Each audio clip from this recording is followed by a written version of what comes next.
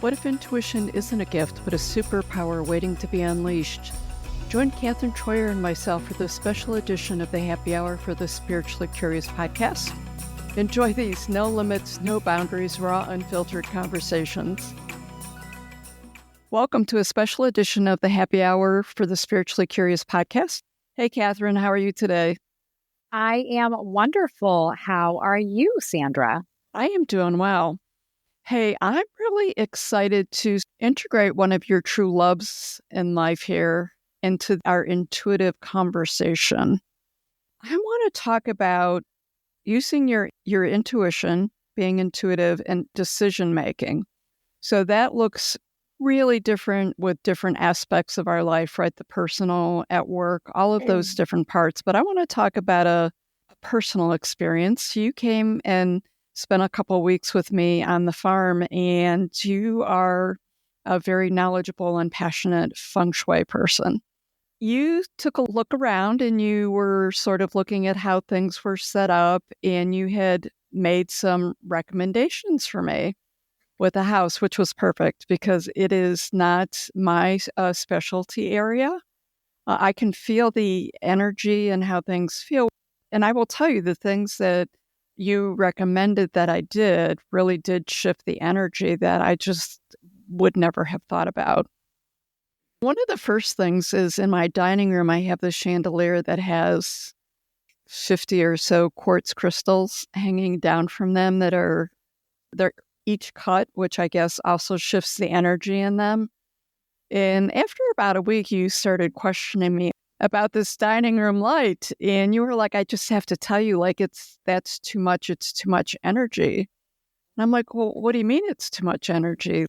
So you were explaining a little bit about the shui. And I said, well, it feels okay to me. And, I had someone else who stayed there and they actually worked at the table underneath the chandelier and there didn't seem to be a problem. So I was like, intuitively, like, I love this chandelier. Like, it's literally the fourth time I've purchased it and fit into different living situations. That's how attached I am to it.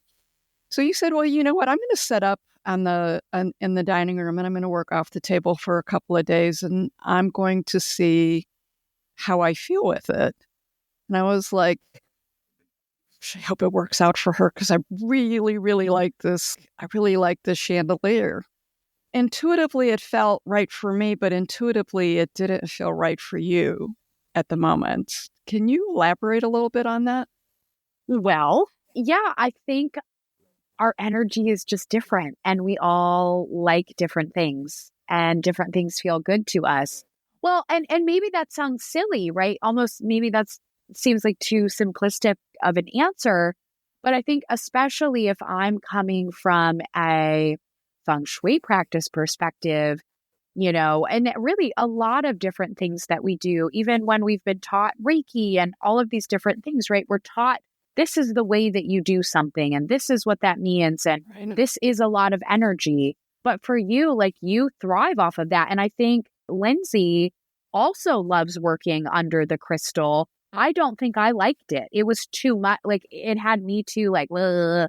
Like it's too much for me, right? But for you guys, you love it. You thrive in it and it feels really great to you, And so that's where I think it's like, as we are learning different things on this journey in life, I think it's really important to hear something, to take what resonates with you and truly like try it on. Okay, I heard Kate say that this chandelier might be a lot of energy. And I'm going to sit within, I work really well here. And actually, this energy feels really good to me. Because just like, taking drugs or anything like that, we all have a different chemical makeup and things affect us differently. Right. It's the same thing with the energy that's all around us, right? Our energetic makeup is unique to each one of us. And so, your space is uniquely energetically attached to you. Again, but even with learning meditation, right? Oh, well, if you're going to do Dr. Joe meditations, this is how you do Dr. Joe meditations. And that's all fine and good. Sandra, you and I have both been there. with the Dr. Joe meditations, right? Yep. But I know for a long time, I felt like that's how I always had to meditate. And if I wasn't in that meditating like that for over an hour and doing breath work before, it was like, well, am I even meditating? Now I'm just sitting here like a lump because I clearly couldn't be meditating unless I'm doing it this super intense way that I was taught. So yeah, I guess I don't know if that really answers your question that you asked me. Well, I think it does. And you said it maybe that you oversimplified it. And I think that you answered the question. The answer is that simple. Yeah. The energy is different for different folks. Mm-hmm. So I do want to share, we were also working, because this was a little bit different. And I think even because you shifted a little bit intuitively with this as we talked about it a little more, is on the corner of the houses needed to be anchored. And, we talked about different crystals. Mm-hmm. It all made sense and it resonated with me. And I got these crystals and I buried them. And so I have since you've last been here, I probably am up to about 35 wind chimes now. When the hurricane came through, I did lose a few of them. They're like your babies. With the winter cold, I did have an issue with one that I found back out in the field. So I was setting up these wind chimes on each of the corners on some hooks, and you were like, oh my God, what are you doing? And I'm like, I'm putting 17 wind chimes. What are you talking about? I love it. And you're like, ooh, like I don't know that you want to do that. Like that's a lot of air energy. And, I'm a little ADHD with my energy and how I do things. Like I can get all over the place, but it all flows and makes sense for me. Mm-hmm. So you talked about it and sort of how that creates it. And I mean, physically, you were showing me like how the wind and it came. And I thought, okay, actually, that made sense. Although I love my wind chimes, I was willing to give up on like my dining room chandelier. But during the time. But you didn't give it up though, did you? No, I didn't. One of the things that had come up while you were here was you brought your drum and then, I had all my tuning forks and we sort of traded each other's energy work and frequencies and we're having fun. And we were out in the back and I told you about the native energy that's here and that I had seen some natives initially when I had bought the property and some pictures that came through. And when we were out there in the back field, that for some reason I called Teepee Village because I wanted to put a teepee up there, we saw a two crow. And you and I saw some native folks who were on the property and had our own little interactions with their energy. And as we talked, I don't think that you realized I have had such an incredible fascination with the Native Americans and working with them. I know that you knew I worked out on the reservations at one point, but I have a lot of artifacts that I'm finally starting to unpack. And you said that you had been doing some reading and research with the Native population because one of the natives actually gave me some instructions to put a rock on that one corner of the house and do some different things. But then you came back and said, you know what, I want to rethink that conversation with the wind chimes. Do you remember that?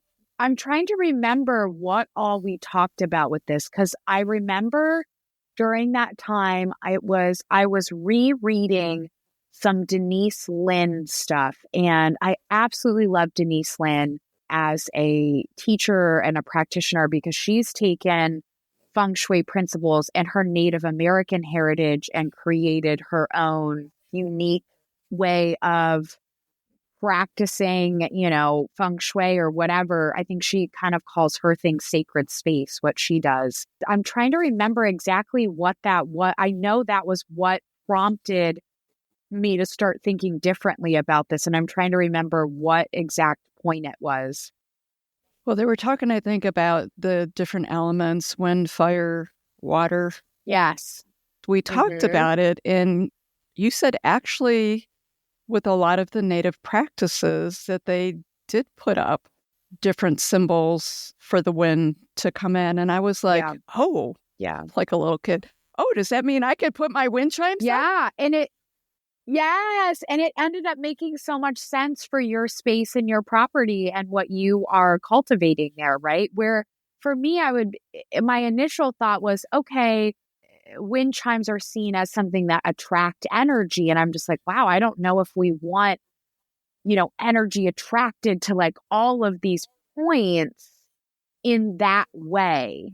Mm-hmm. Right? Because I wasn't trained that way and it never really made sense to me. And then when we started to dig into things deeper, right? And then also looking at it from this Native American perspective, it just it felt so right for your space. Right. And that's what I think is so cool and about just energy in general is there really aren't like these hard, fast rules. It's kind of always unfolding. In our last show, we talked about one of the myths being intuition and logic. Can they coexist? It really sent us down a bit of a rabbit hole, and I think it's probably a rabbit hole we went down after the show.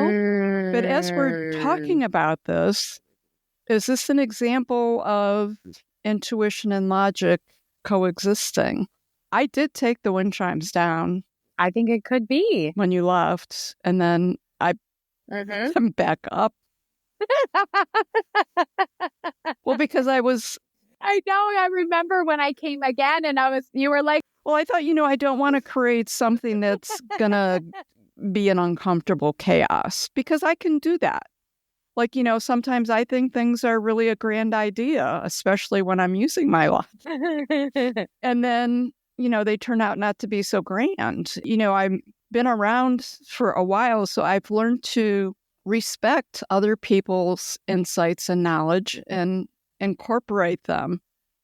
Intuitively, that felt really right, but intuitively, like, I'll just say I didn't know any better. Like, I didn't know any of these things. And as you were talking about them, they seem to make so much sense.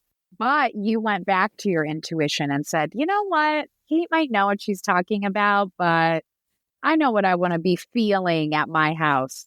But you gave me permission to do it too. Ooh, I think that's one of the main things that I do with people. I swear. Yeah. And then I gave myself permission to do it. Yeah. It makes a big difference. Mm-hmm. Yeah. Sometimes you just need that little nudge of, well, what does feel good to you? And it feels great. And it's interesting. People comment on it because I do some Zoom calls for some consulting work I do. And a lot of times the wind chimes, I didn't realize that they come through, that they're like that loud. And they'll be like, oh, I really love your wind chimes in the background. Oh, I love it. So with the Feng Shui, what I'll say is, honestly, for me, it's interesting because I think, we talked before in that other episode, the old rules they don't apply anymore. Like everything's changing with this shift and this energy and this evolution that we're going through. And I mean, we've really embraced this, like we are all in, and we're all in enough to know that this journey and path it's a continuing path, right? So even folks in astrology feel like astrology, which is extremely cookbook in my world, they feel that it will change, that it is changing, and it's going to look different. And they don't know what different looks. So it's so exciting to be living in this time where everything's evolving and shifting. And when I first met you and had my first conversations with you with Feng Shui like 4 years ago, and talking to you throughout that period of time, you've shifted on what Feng Shui is. Yeah, I think that's where I think Feng Shui is like part of my base principle or formula or whatever you want to call it. But I really feel like what I'm doing and what I've been doing my entire life is something related to home energetics. Like I really do think that. And instead of thinking that like, oh, I'm just this Feng Shui practitioner, like I've combined my deep study of Feng Shui with my interior design background and experience, and also my personal life experience with my environment since I was a really, really young girl, and working with so many people and color consultation and just all of these things to me I've taken, and even just the way I think about life and things in general. And that's really what my practice is. And so I've been feeling lately like boiling it down to just feng shui isn't doing it justice. And it also creates these barriers. It puts you in a box. Well, I'm thinking about this from a feng shui perspective. Well, but even just the example that you just used, right?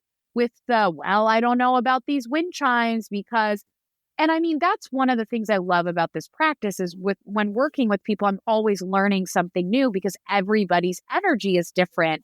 So there's always going to be some new type of thing that works for someone that might not work for someone else. But I truly think it also puts my mind in a box as well, where I'm like, well, I want to go this way. And I know when I first started practicing, I actually had to step back and stop myself because I was starting to go, whenever I would do anything in my home, it was so feng shui and the bagua map and da-da-da-da-da, that like I started to not know how to put a room together because I was so worried about all these rules. And I was like, no, no, no. So now I do the opposite. When I'm putting together a space, whether it's for myself, whether it's for a client or, whoever, I start first intuitively. Okay, what do I want to put here? Ooh, what feels good here? Ooh, let's play around with this. And then once I feel like I've got things kind of placed, this could, especially in my own home, this could be several weeks. So, this is a process that's always evolving. But I feel like intuitively I get stuff set up first. Then I come in and say, ooh, how can I tweak the shui? I just want to tweak it. With my knowledge, how do I tweak this? Or, ooh, I noticed I put this here. Oh, that's interesting. I put this, I'm looking right now at this picture I have, this vintage print of it's a knight and a woman. I don't know, but they're definitely, she's like royalty or something and they're holding hands.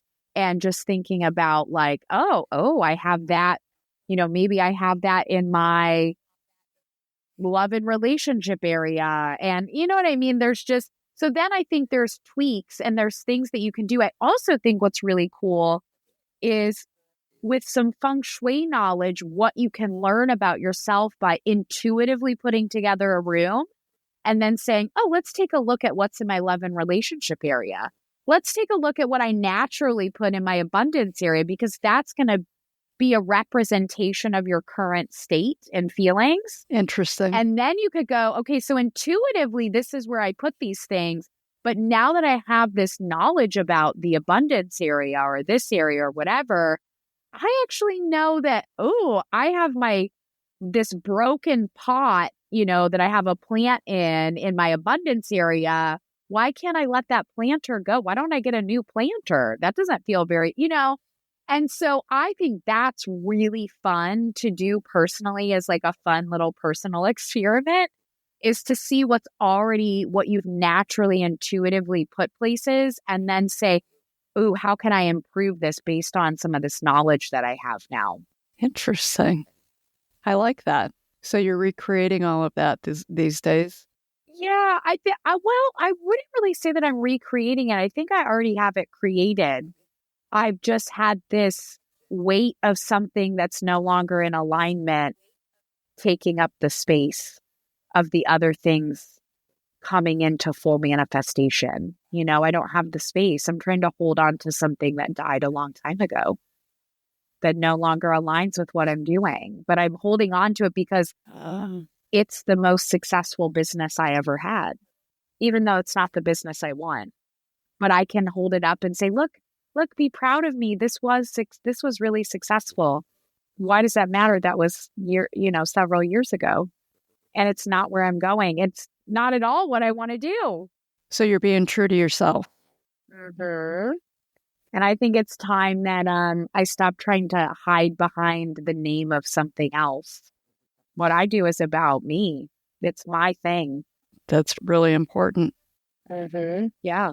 Well, I'll be excited to maybe share some of this journey in the process. with intuitive living. Yeah, I love it. I think it's perfect for it.